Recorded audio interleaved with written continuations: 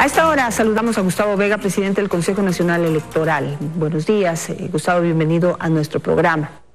Bueno, están prorrogados en sus funciones por un tiempo más, hasta que el Consejo de Participación Ciudadana elija al nuevo Consejo Nacional Electoral. Sin embargo, dentro de sus tareas existen algunas responsabilidades sobre las cuales le quiero consultar. Quisiera empezar con el padrón electoral. Se ofreció, mejor dicho, en cada elección se ofrece una depuración del padrón para poder generar mucha más confianza en los electores y menos cuestionamientos una vez terminan las elecciones y, por supuesto, quienes perdieron, digamos, tengan más seguridad de lo que sucedió es la realidad. ¿Cómo les va con esa tarea? Buenos días, Janet. Gracias por su cordial entrevista. En efecto, el padrón es un tema central. Eso es quizá lo que más visibilidad de la transparencia ofrece a la ciudadanía. En torno al tema, durante el primer mes de trabajo se logró depurar aproximadamente 71,000 puestos del padrón que estaba evidentemente alterado en la nómina del registro civil. Creemos que al final de los 2 meses, 3 meses, avanzaremos a una cantidad proporcional significativa, pero siempre incompleta. El padrón es una suerte de camino que tiene que el Consejo Permanente de llevarlo a cabo con responsabilidad y a largo plazo. Nosotros sí queremos tener la disposición de publicar en los medios de comunicación colectiva cómo quedaría finalmente el padrón, como solía ser antes. De esa manera se vuelve transparente una labor de trabajo que ha sido acuciante, perseverante, intensiva, porque no es solamente una organización la que depura el padrón. Quisiera que en las reformas futuras el país pueda fusionar 2 instituciones, el Registro Civil y el Consejo Nacional Electoral, como ocurre en otros países, Colombia, Costa Rica. De esa manera no tenemos una suerte de bicefalia sobre el tema. Pero, a ver, pero en el Consejo Nacional Electoral ha sido sometido, sobre todo en los últimos 10, 11 años, fue sometido a una serie de procesos de modernización. Fuimos testigos de ello, sobre todo en la parte física, ¿no? El registro civil, pues el registro civil, no el Consejo Nacional Electoral, pasó por una serie de modernizaciones y reformas, nuevos sistemas, que se entendía eran precisamente para fusionarse con el Consejo Nacional Electoral en esta tarea, por ejemplo, de hacer un padrón absolutamente depurado. ¿Qué ha pasado? ¿Qué ha pasado con todo ese dinero que han invertido tanto en el Consejo Nacional Electoral como en el Registro Civil? Yo diría que es un despilfarro, con esas palabras. Y en efecto, mire usted cómo no se lleva al día las inscripciones de defunciones y de nacimientos y de ciudadanos extranjeros que ingresan al país. Tampoco se lleva una cuenta exacta sobre las cédulas duplicadas y sobre aquellos centenarios que votan, nacidos de 1880 con cédulas. De tal suerte que yo diría hubo una época en donde tenía la tendencia el registro civil de modernizarse, una mejor atención al público, más humana, pero en el tema técnico, en el que tiene que ver con la informática y tecnología, realmente tenemos mucha crítica todavía. Por eso es de que hemos tenido dificultad en depurar el padrón. Habían casos, por ejemplo, como 2 nombres, 2 apellidos, los mismos padres, pero con cédulas diversas, lo que se deben llamar homónimos perfectos. Varias cédulas que pertenecían al sector de la frontera norte, al sector de guerrilleros de la frontera norte, sin ser ecuatorianos, ciudadanos extranjeros que de pronto ingresan al país y están cedulados en otras provincias como ecuatorianos. 60,000 defunciones por año, alrededor de esa cifra ocurre en el país, pero no está actualizado. Tuvimos que recurrir a través del consejero José Cabrera para tener información colateral, desde las funerarias, por ejemplo, de Cuenca, Guayaquil y Quito, a fin de contrastar información y observar las inconsistencias. Ahora, pero no sé hasta dónde ha podido llegar su investigación, porque una cosa es que, por ejemplo, los extranjeros estén incluidos en el padrón electoral por un error, digamos, y otra cosa es que esos extranjeros hayan ejercido ese voto efectivamente. No sé si es que han podido ustedes comprobar eso, o que los fallecidos de alguna manera hayan podido depositar su voto, o aquellos centenarios que usted dice de 1800, o no sé. Claro. Es decir, allí es donde está Porque allí es donde está la punta del iceberg, digamos. Cierto. Y para saber realmente qué fue lo que pasó y poder preguntarles a los miembros del Consejo Nacional Electoral anteriores, así como a los directivos del Registro Civil, qué pasó.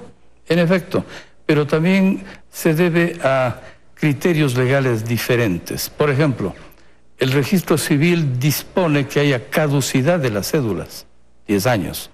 En cambio, según el Código de la Democracia, que nos basamos en él, la situación referente al proceso electoral tiene como Biblia interna el Código de la Democracia, dispone que no haya caducidad de las cédulas. Por otro lado, según las normas, los extranjeros tienen derecho al voto si residen 5 años en el Ecuador y solicitan al Consejo ser incluidos. Y hemos notado que esas fechas de permanencia en el país han sido alteradas.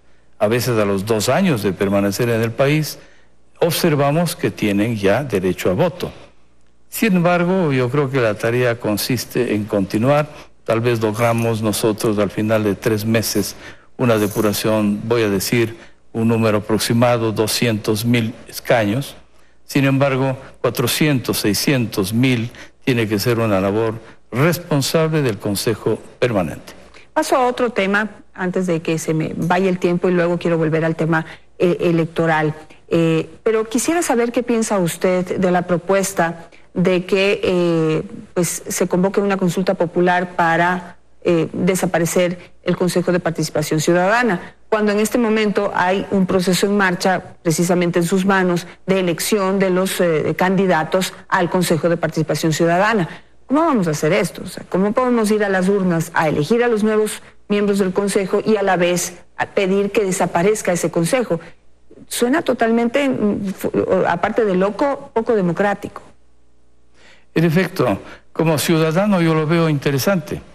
Yo diría que es fruto de la experiencia de 10 años en el tiempo de una década, cuyo Consejo fue simplemente un satélite del Ejecutivo y lamentablemente con responsabilidades demasiado sensibles.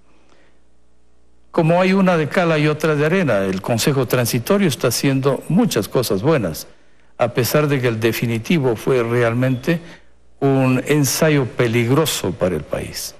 Yo veo como ciudadano que es una propuesta interesante. Sin embargo, tiene usted, Janet, toda la razón. Tiene el Consejo de Participación Ciudadana, si finalmente convence al presidente de la República, por ejemplo, de que disponga vía Corte Constitucional una consulta al pueblo para extinguir al Consejo de Participación Ciudadana definitivo, deberán ilustrarnos a nosotros a tiempo para suspender el proceso, que se declare en suspenso y no continúe la postulación. Ahora tenemos 201 postulantes. Al final del mes de octubre habrá un filtro y el 14 de noviembre tienen que ser exhibidos el número de postulantes que hayan pasado la criba. Pero si es que aquellos finalmente llegan a marzo 24 del 2019 a ser elegidos, pueden con toda razón protestar ante organismos, inclusive internacionales, Ginebra, Costa Rica, porque han sido conculcados sus derechos. Exactamente. Por tanto, tiene que haber, yo lo veo interesante, es un debate político valioso, que se debata con la ciudadanía y el presidente de la República como una de las vías, porque hay otras, para que este Consejo de Participación se extinga. Pero para eso se necesita una reforma constitucional, ojalá vía Corte Constitucional cuando ésta se organice y si el presidente de la República está en disposición de hacerlo, siempre y cuando nos dispongan que suspendamos nuestra tarea sobre el tema. ¿Cómo está el ambiente dentro de los candidatos? Toda vez, por ejemplo, ya uno ya se retiró, Wilson Merino, joven, con un buen perfil, pero pues ya decidió no arriesgarse. Él dice no prestarse para una cosa que finalmente va a ser ofensiva, y como usted mismo también ratifica, va a conculcar sus derechos. Están de alguna manera jugando con su aspiración o su derecho a hacer algo por este país. Cierto. Y en el caso nuestro también hay una sensación de subir la piedra a la montaña y que, como en el mito de Sísifo, descienda hacia el valle nuevamente. Hemos hecho mucho trabajo para pulir, para volver más amigable el itinerario, el cronograma de participación de los postulantes. Hemos logrado que los 3 documentos de probidad notoria se simplifiquen, pero a la vez sean ejecutivamente ofrecidos con celeridad para quienes interesen, sean movimientos o ciudadanos. Y de pronto, si se va a pique todo, hay una sensación sin duda de trabajo inútil. Pero yo creo que el peor trabajo inútil es el fundamentar un consejo en donde pueda ser un dogal para la democracia futura del país. Por eso yo veo bien que Julio César Trujillo haya pateado el tablero de la normalidad y se haya animado a sociabilizar un tema en donde todos estamos pensando. Así es. 10 años han sido temas de frustración. Por supuesto, el nuevo, el transitorio, ha elevado su aceptación ciudadana a límites muy interesantes, 70-75% de respaldo, lo cual da cuenta de que la ciudadanía aprecia su trabajo. Pienso que es un debate interesante. Así es, lamentablemente politizaron ese poder ciudadano que debió haber sido siempre independiente y respetuoso. Exacto. Pues de los ciudadanos, de otros ciudadanos. Muchísimas gracias, Gustavo Vega, por estar esta mañana con nosotros. Se me queda por fuera el tema de la selección de los distintos movimientos y partidos que van a participar en las próximas elecciones, pero quiero comprometerlo a tener una nueva conversación para poder ver cómo queda. Encantado, Janet. Muchas gracias. Vamos a hacer una nueva pausa. Al volver estará con ustedes Vicente Albornoz con su segmento Economía para Todos. Ya regresamos.